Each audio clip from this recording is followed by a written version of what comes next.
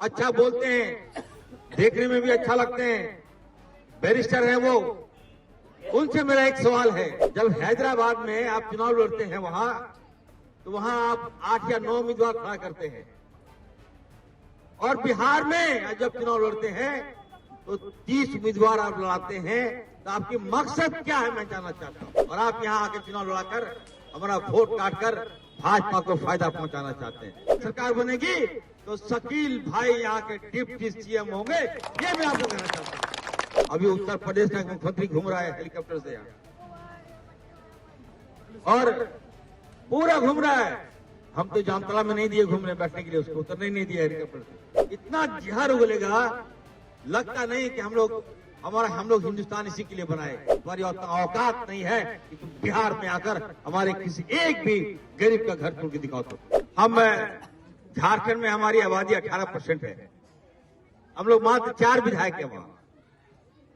आप सोचिए 18%, जहां हमको 17-18 एमएलए होना चाहिए था, 81 एमएलए है हमारा वहां। हम लोग वहां नहीं जीत पाते क्योंकि इतना दुश्मनी है आपस में हम लोग। भाजपा लड़ेगा तो 2 उम्मीदवार, 1 उम्मीदवार खड़ा होगा, लेकिन जब कांग्रेस या महागठबंधन का प्रत्याशी लड़ेगा तो यहाँ 11 उम्मीदवार, 12 उम्मीदवार लड़ता है, ताकि आपका वोट डिवाइड हो। पैसा देकर उम्मीदवार को खड़ा किया जाता है कि इनका वोट काट लो और भाजपा को जिताओ यहाँ से। इसलिए आप लोग समझदार हैं, देखिए यहाँ भी लड़ना होगा वोट बंटवा लो। मैं असीउद्दीन ओवैसी साहब AIM के बारे में कहना चाहता हूँ। देखिए वो बड़ा नेता है, मैं उनमें कुछ टिप्पणी नहीं करूंगा, वो हमारे समाज का नेता है।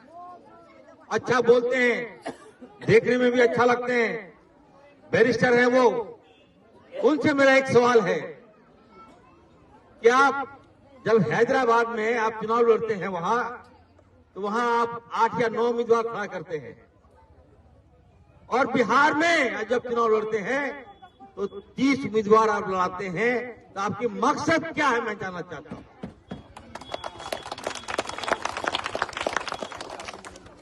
हम तो हैदराबाद नहीं जाते हैं, हम लोग तो वहां नहीं लड़ते हैं आपके खिलाफ में, और आप यहां आकर चुनाव लड़ाकर हमारा वोट काटकर भाजपा को फायदा पहुंचाना चाहते हैं।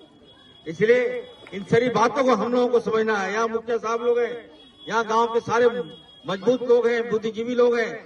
आप सबसे हम कहेंगे, देखिए शकील खान साहब के बारे में, बच्चे लोग, शकील खान साहब हम सबके, मेरे खास के बड़े भाई हैं।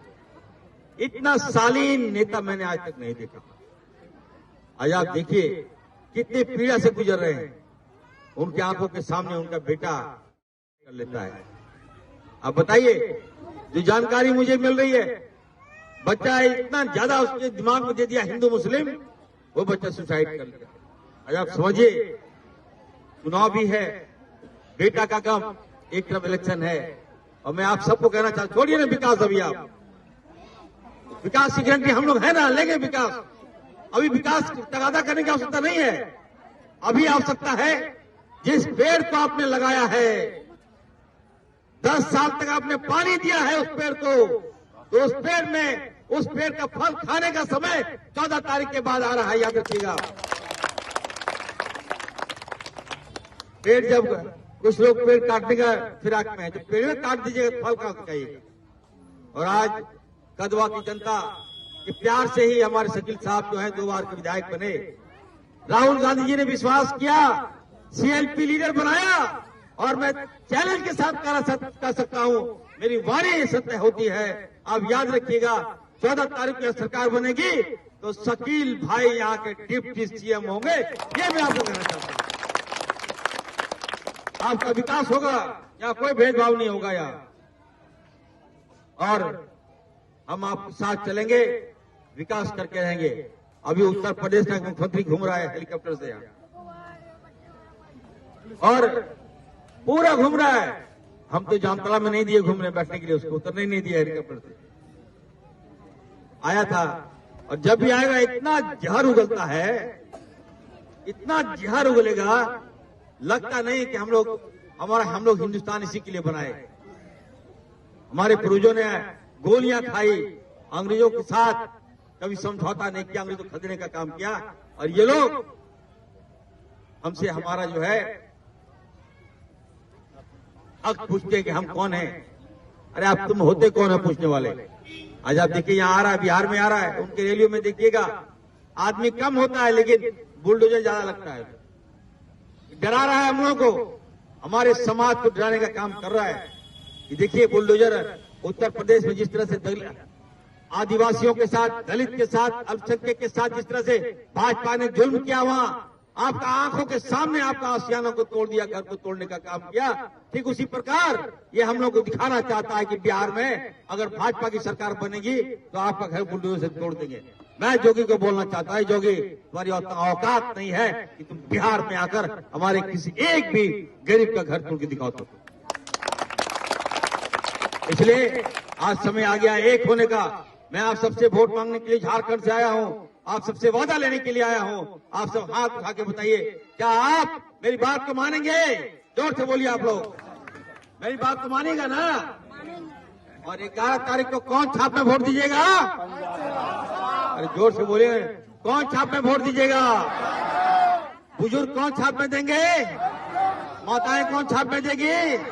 बेटियां कौन छाप में देंगे? हमारे युवा कौन छाप में देंगे? हमारे मुखिया साहब किसमें दिलाएगा वोट? अरे जोर से बोले, कौन छाप? हर घर कौन छाप? कौन छाप? अच्छा बोलते हैं, देखने में भी अच्छा लगते हैं, बैरिस्टर है वो। उनसे मेरा एक सवाल है, जब हैदराबाद में आप चुनाव लड़ते हैं वहां, तो वहां आप 8 या 9 उम्मीदवार खड़ा करते हैं, और बिहार में जब चुनाव लड़ते हैं तो 30 उम्मीदवार आप लड़ाते हैं। तो आपकी मकसद क्या है मैं जानना चाहता हूं। और आप यहाँ आकर चुनाव लड़ाकर हमारा वोट काटकर भाजपा को फायदा पहुंचाना चाहते हैं। सरकार बनेगी तो शकील भाई यहाँ के डिप्टी सीएम होंगे, ये मैं आपको कहना चाहता हूँ। अभी उत्तर प्रदेश का मुख्यमंत्री घूम रहा है हेलीकॉप्टर से यहाँ, और पूरा घूम रहा है। हम तो जामतला में नहीं दिए घूमने बैठने के लिए, उसको उतरने नहीं दिया हेलीकॉप्टर से। इतना जहर उगलेगा, लगता नहीं कि हम लोग हिंदुस्तान इसी के लिए बनाए। तुम्हारी औकात नहीं है कि तुम बिहार में आकर हमारे किसी एक भी गरीब का घर तोड़ के दिखाओ। तो